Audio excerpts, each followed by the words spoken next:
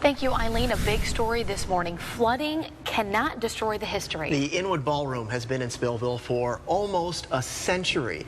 This video shows the water damage inside after last week's flooding there. Furniture knocked over, muddy floors. That picture right there of that refrigerator really shows you how powerful that storm was. It picked it up and it ended up resting right on the countertops. But the community came together. KWWL's Amanda Gilbert joining us live in Spillville this morning, and you can show us what the ballroom looks right now.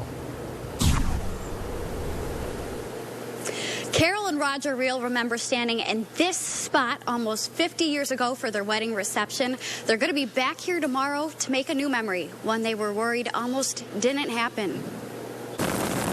Whether looking at it from above or on the ground, the devastation from the floods in northeast Iowa is clear, especially in the town of Spillville, where one image of the beloved Inwood Ballroom stands out. I was like, seriously?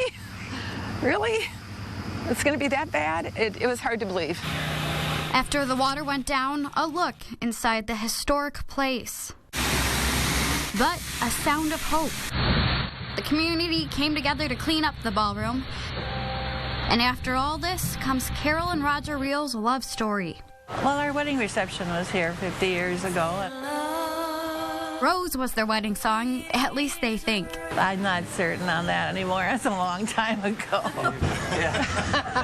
This weekend, the ballroom will reopen on the day Carol and Roger celebrate their 50th anniversary. Because it's part of Spillville, you know, it's just home. The Inwood Ballroom is a place that means so much to them. Even these mirrors bring back childhood memories. Well, I remember standing in front of here when I was just a little kid. No, we met at a school dance, but we were here many times. And another memory coming up this weekend. Yeah. All because the town came together. Kiss.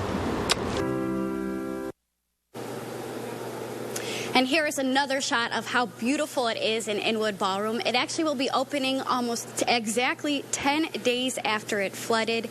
And I spoke with one of the managers yesterday. He said it's also important to remember there still are a lot of people without homes, clothes, furniture. So it's important that the community continues to come together. We've got you covered live in Spillville.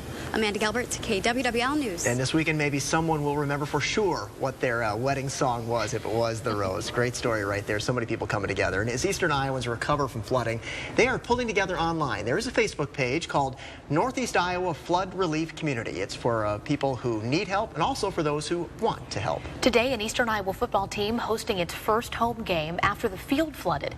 Elkader placed sandbags around town last week as the Turkey River levels rose. The Central High School football field among the areas seeing flooding. Team members and coaches working hard to finish getting the field ready for game day. The team just glad the flooding